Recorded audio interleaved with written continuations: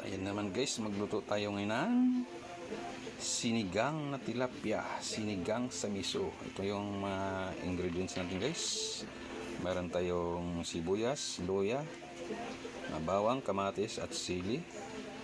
At ito naman po ang ating miso. Dito natin guys gigisahin yung ating lulutuin. Kaya ang ating tilapia.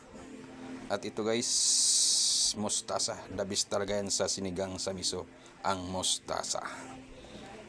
Na tayo dito naka-preheat. Okay, mag-start na tayo ng mag-gisa guys.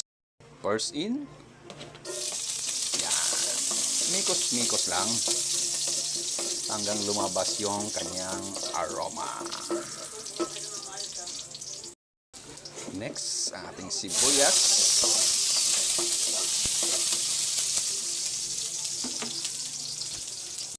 Siyempre, ang ating loya.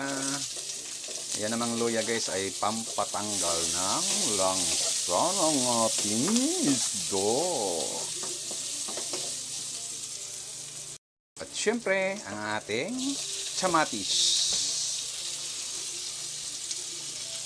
Isahin lang natin yan guys hanggang lumambot ang kamatis. Yan. Bango na guys. Ayan guys, lambot na yung kamatis natin. Pwede na natin ihalo ang ating miso. Ito na guys, gisahin na natin yung miso. Ayan guys, oh.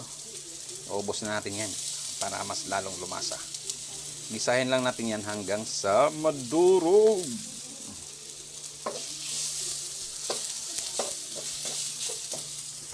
Guys, nilagyan na natin ng tubig. Guys, kumulo ng ating tubig. Lagay na natin yung isda. Wow. Natin guys yung ating pampaasim. Yan. Miso. Guys, ilagay na natin ang ating mustasa.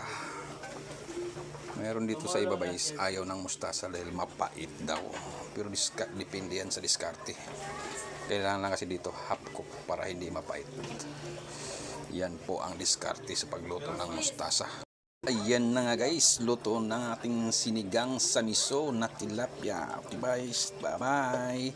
Please follow, like and share.